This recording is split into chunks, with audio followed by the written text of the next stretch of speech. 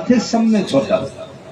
और जैसे ही उद्धव जी आए ना तो सभी दौड़ पड़े, गोप गोपी।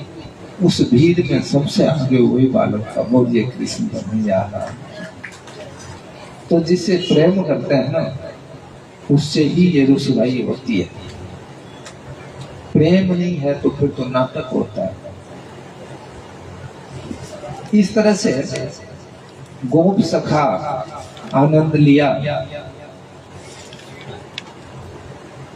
जैसे ही उद्धव जी आए सबके सब दौड़ के गए।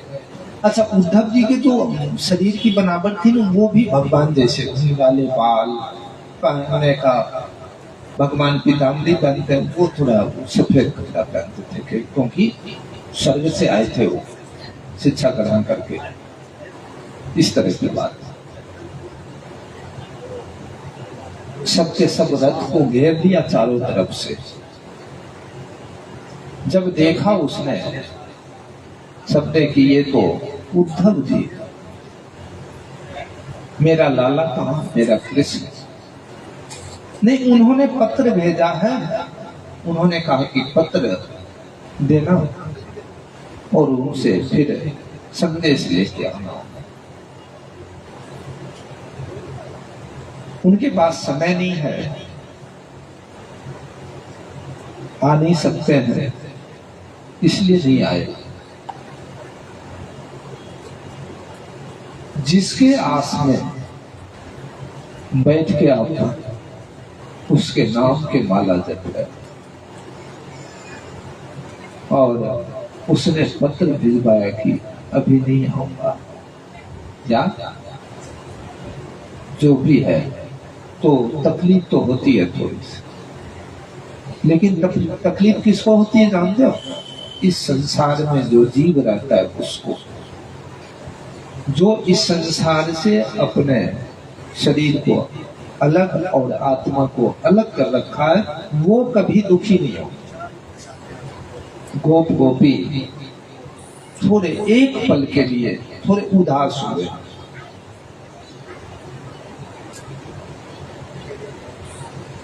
उद्धव जी उनको उपदेश करने लगे, क्योंकि चारों वेद के ज्ञाता है उद्धव जी, ज्ञानी है। उपदेश करने लग गए तो झट से गोपी ने कहा कि देखो, आप और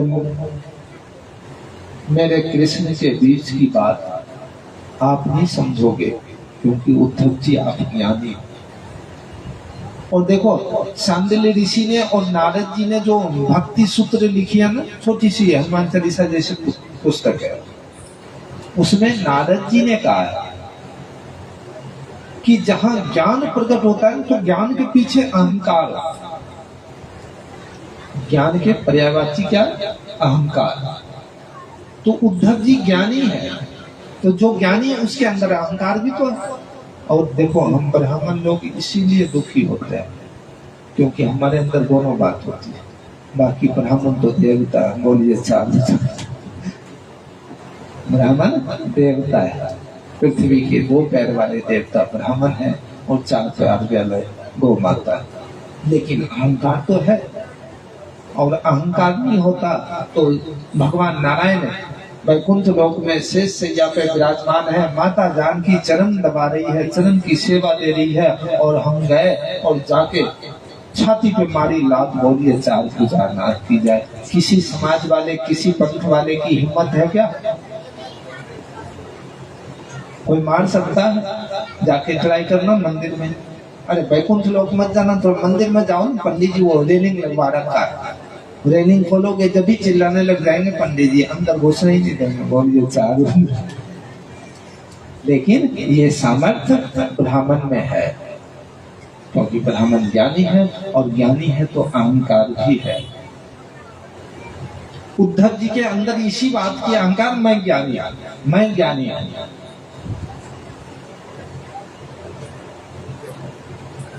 उद्धव जी ने कहा क्या है, तुम भजन करो, तुम योग करो, तुम साधना करो, ठीक परमात्मा को प्राप्त कर लोगे। गोपी कहती है उद्धव जी अपना ज्ञान अपने पास रखो। श्याम तन श्याम धन श्याम ही हमारो मन।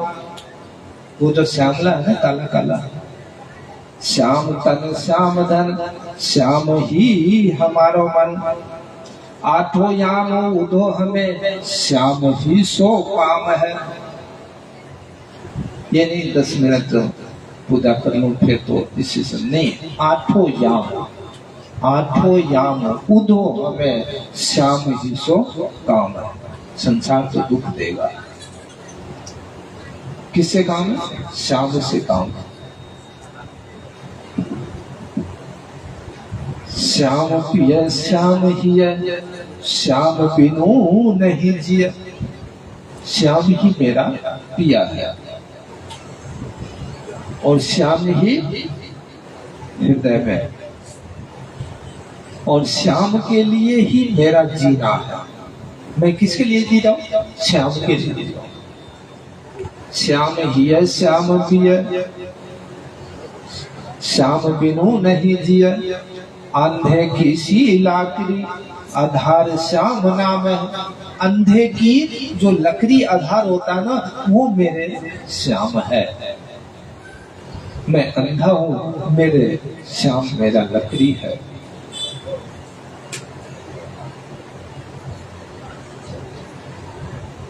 मैंने प्रथम दिन कहा था और सभी संत महात्मा कहते हैं, वेद व्यास भगवान ने प्रेम के रस में डुबो के प्रेम के रस की स्याही बनाई और श्रीमद् भागवत पुराण की रचना की। एक एक शब्द में रस भरा हुआ, और अगर एक भी बूंद अंदर उतर गया ना, तो वो जो अंदर जाएगा तो फिर सबको शुद्ध कर देगा, पूरे शरीर को, तन मन को शुद्ध कर देगा। गोपी कहती है, श्याम पिया श्याम हिया श्याम बिनु नहीं जिया। आंधे किसी लाकड़ी आधार श्याम नाम है। श्याम गति श्याममति श्याम ही मेरे प्राणपति। चलने की गति श्याम है, मेरी बुद्धि श्याम में है, और मेरे प्राण की पति श्याम है। श्याम सुख धाम सो भलाई आठो याम है। श्याम सुख के धाम है, मैं रोज ही कहता हूँ, सो सुख धाम नाम असरामा। वो सुख के धाम वही है, उसके अलावा और कहीं सुख नहीं है। 14 लोक के सुख भगवान के चरणों में। तो 14 लोक वाले जहाँ सुख पाते हैं, वो हम पति में पा सकते हैं, पत्नी में पा सकते हैं, बच्चे में पा सकते हैं, या इस संसार में पा सकते हैं। कहाँ मिलेगा? कहीं नहीं मिलेगा। ये सब स्वार्थ के रिश्ते हैं और इस संसार की व्यवस्था चलाने के लिए बनाया गया है। जल्दी जल्दी में एक कथा सुना देता हूँ, इस कथा को यही रोकता हूँ, अभी वहाँ बाकी है। गिरिराज में जहाँ गोविंद दास जी, गीत गोविंद की सुने होंगे आप, गोविंद दास जी जहाँ पद सुनाते थे गिरिराज भगवान को, गोसाई जी वहाँ सेवा करते थे। वहाँ सेवा करने वाले गोसाई समाज के लोग, गोविंद दास जी आते थे और पद सुनाते थे और भगवान सुनते थे। ऐसा नहीं कि भगवान नहीं सुनते, बातें होती थी गोविंद दास जी, और गोविंद दास जी की पद नहीं सुने ना तो भगवान को विश्राम करने में तकलीफ होगी। उसी मंदिर के, गिरिराज भगवान के मंदिर के पास में तालाब भी है और एक रास्ता है आने जाने के, परिक्रमा के सामने। एक हरिजन का लड़का आता था, उस समय मंदिर में प्रवेश वर्जित थे, बड़ी नियम था, सारी बात। एक हरिजन के लड़का आता था। लड़का इतना समझदार था कि वो अंदर नहीं घुसता था, क्योंकि जानता था कि हम उस समाज के हैं जो अंदर नहीं जा सकते। वो झाड़ू लेके आता था और पूरे रास्ता को बहारता था, साफ करता था। बालक था, 5-6-7 साल के बालक था। भगवान को याद आ गई बाल लीला, भगवान को वो बाल लीला याद आ गई। रोज देखते थे। और वो बालक जब सफाई करके जाता था झाड़ू निकाल के, तो पहले एक व्यवस्था थी अपने मंदिर में कि मेन गेट से तो 3 समाज वाले आते थे और उनके लिए अलग एक झरोखा बनाया जाता था जिससे वो दर्शन कर लेते थे सामने से निकल। तो वो बालक झाड़ू काट के और उस झरोखे से दर्शन करके और फिर चला जाता। भगवान ने जैसे ही याद आया भगवान को बाल लीला, भगवान ने बुलाया उसको एक भैया जरा शायद भगवान निकल गए मंदिर से, उधर साइड से जाके बुलाया और बोला सुन तुम ये झाड़ू बहारू करके घर जाके 12-12:15 बजे वापस आना, हम दोनों खेल खेलेंगे। बोलिए 4 घंटा हम दोनों खेल खेलेंगे। 12:15 बजे तक पंडित जी रहते हैं गोसाई जी, वो मुझको देखेंगे तो गुस्सा करेंगे, इसलिए तुम बाद में आ। और गोसाई जी जैसे पट बंद किया, भगवान निकल गए। बालक निकलते हैं, उस बालक के साथ खेल रहे। कभी बालक घोड़ा बनता है, भगवान उसके पीठ पे बैठ जाते हैं, कभी भगवान घोड़ा बनते हैं और बालक पीठ पे बैठते हैं। और इस खेल को खेलते हुए वहां धूल मिट्टी में तालाब के चारों तरफ खेल रहे हैं गिरिराज में। इस खेल को खेलते हुए गोविंद दास जी ने देख लिया। बोलिए 4 भुजा नाथ की जय। और दर्शन 2 ही जने करते थे, या तो गोसाई जी या गोविंद दास जी, बाकी तो आते जाते। अब गोविंद दास जी ने देखा, कहा जय जय आपने क्या किया। ये गोसाई जी गुस्सा करेंगे, ये अछूत जाति है, हरिजन है। अब मैं अगर कहीं जाता हूँ या कहीं से आता हूँ तो गोसाई जी बिना स्नान किए मंदिर में घुसने नहीं देते, और जैसे आप खुद ही ऐसा कर रहे हो तो बिना स्नान के आपको भी घुसने नहीं देंगे भगवान। बोलिए 4 भुजा हाथ की। अब ले भगवान फंस गए इस बंधन में, बिना स्नान के कैसे घुस। ये प्रेम है। गोविंद दास जी ने जैसे कहा, भगवान कहते हैं भैया गोविंद सर्दी पड़ रही है, थोड़ा तो विचार था, मैं बालक हूं। गोविंद दास जी ने कहा नहीं, मैं कहीं भी जाता हूं, देखते हो कैसे चिल्लाते हैं वो गोसाई जी, और बार बार सबको बोलते हैं, सारे नियम लगा रखे हैं। तो नियम आपके लिए भी है, बिना स्नान के आप मंदिर में प्रवेश नहीं करोगे, और फिर अगर कर गए तो मैं गोसाई जी को बोल दूंगा, फिर देखना वो गुस्सा करेंगे। ऐसे बात करते करते भगवान ने कहा कुछ कर गोविंद है। गोविंद दास जी ने कहा तो एक काम करो प्रभु, आप ऐसा करो जय कि ये थोड़ी सी छाता लगा लो, जल की छाता लगा लो और फिर मंदिर में घुस जाओ। जल की छाता लगाने गए भगवान तालाब पे, और जैसे तालाब पे गए गोविंद दास जी ने पीछे से धक्का दे दिया। बोलिए कृष्ण कन्हैया लाल की। और गोविंद दास जी ने धक्का दिया तो अब सर्दी तो पड़ी रही है, भगवान स्नान भी कर ली, बाल लीला तो कर ही लिया था। अब पोशाक तो दूसरी है नहीं, पहनो क्या, पोशाक तो दूसरी है नहीं, मंदिर के गेट बंद है, और गोसाई जी आएंगे 4 बजे तो पट खुलेगी 3:30 बजे। अब भगवान कहते हैं गोविंद तुमने सही नहीं किया, अब देखना गोसाई आएगा तो मुझको डांटेगा। और भगवान अंदर चले गए। उस बालक को देखो, उसका जीवन धन्य हुआ। किस चीज से? बिना कहे सुने।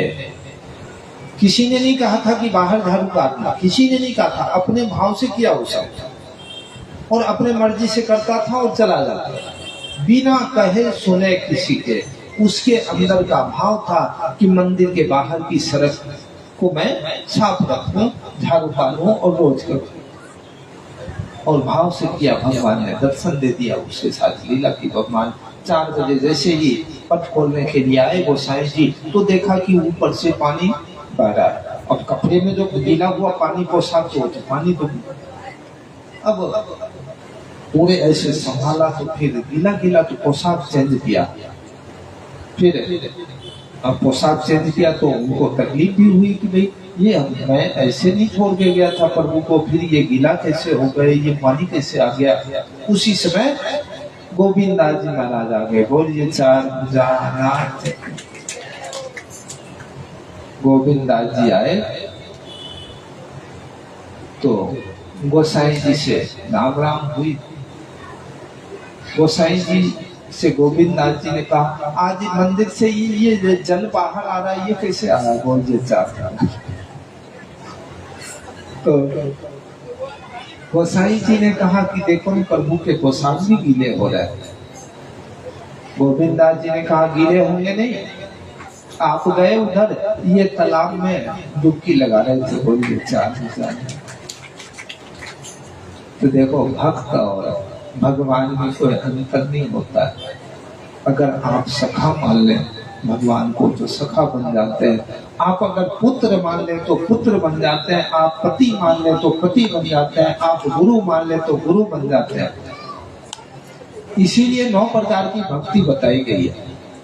नवदा भक्ति इसलिए बताई गई। इस तरह की भक्ति है ब्रजवासी, और ये सच्ची कथा है। गोविंद दास जी जब श्लोक बोलते थे ना, तो उस समय तो श्लोक में गाते थे संस्कृत में, और बोलते थे तो उसको कहीं अटक जाते थे तो भगवान पूरा कर देते थे। भगवान अंदर से उसको पूरा करते थे पद को। ये गोविंद दास जी की भक्ति थी भगवान। बोलिए कृष्ण कन्हैया लाल की जय।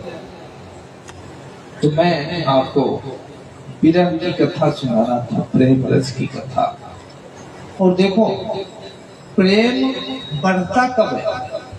हम सबने प्रेम किया, अभी आप जितने लोग बैठे हो सबने प्रेम किया, मैंने भी किया, इन्होंने भी की, इन्होंने भी की। क्योंकि हम भले इस संसार में किए, पति पत्नी में किए, बच्चे में किए, जिससे भी की प्रेम तो किया मैंने। तो प्रेम बढ़ता कब है, ये अनुभव तो होगा ना। प्रेम कब बढ़ता है? सच्चा प्रेम तभी बढ़ता है जब विरह होती है, दूरी बढ़ती है। दूरी बढ़ते ही प्रेम बढ़ जाता है। नजदीक रहते हैं ना, हाँ हाँ, और दूर जाते ही हर पल को याद। अगर अभी वो होते तो चाय के लिए बोलते, अभी होते ना तो बोलते टावल कहाँ, बाथरूम जाना, स्नान करूंगा, फिर उनके कपड़े भी धोने पड़ते। अभी होते ना तो टिफिन बनाना पड़ता है। तो दूर रहने में ये सारी बात याद आती है, लेकिन नजदीक रहने के बाद वही बात बोझ बन जाती है। बोलिए कृष्ण कन्हैया लाल। हाँ रुको, चिल्ला क्यों रहे? बोलिए चार भुजाना। तो प्रेम में यही फर्क है। इसीलिए वेद व्यास भगवान ने विरह भी लिखा है इसमें। और जो वास्तव में आनंद आता है विरह में, भक्तों के आंख में आंसू क्यों आते हैं कथा सुनते सुनते? श्री राम गीता में वर्णन किया भगवान ने। मम गुण गावत पुलक शरीरा, गद गद गिरा नयन बहनीरा।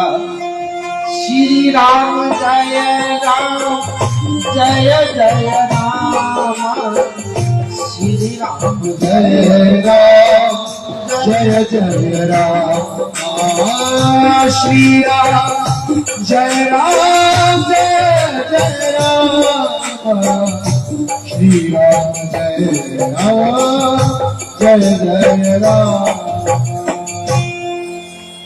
मम गुण गावत पुलक शरीरा, गद गद गद नयन बहनीरा। लक्ष्मण जी पूछते हैं, लक्ष्मण जी प्रभु राम से, लक्ष्मण जी प्रभु राम से पूछते हैं, जब वनवास होती है प्रभु की, उस समय सुग्रीव से मित्रता करने के बाद सुग्रीव अपने राज्य को संभालते हैं और भगवान चातुर्मास करते हैं। अभी आ रही है 10 तारीख है, 6 तारीख से प्रारंभ हो जाएगी चातुर्मास। 6 तारीख है देवशयनी एकादशी। शिवसेन उत्सव 10 तारीख पूर्णिमा के दिन और विष्णु शयन उत्सव एकादशी है। तो लक्ष्मण जी बैठ गए नीचे और भगवान शिला पे बैठे, फटिक शिला पे बैठे और पूछा, क्योंकि देखो चातुर्मास में कथा सत्संग बहुत जरूरी है। आपने कथा की शुरुआत सौनक जी, सौनकादिक ऋषि, सूत जी सबकी सुनी। ये क्या चातुर्मास की कथा? तो चातुर्मास में कथा सत्संग और भजन इसके लिए होता है। चातुर्मास का मतलब यह है कि वर्षा ऋतु में सारे जीव प्रकट होते हैं और उस ऋतु में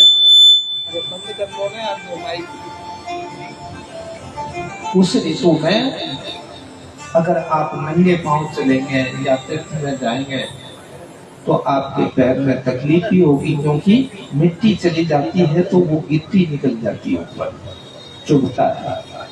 दूसरे ये घास भी बढ़ जाते हैं, उसमें कीड़े मकोड़े आते हैं। तो ये 4 महीने यात्रा बंद रहे, इसके लिए चातुर्मास।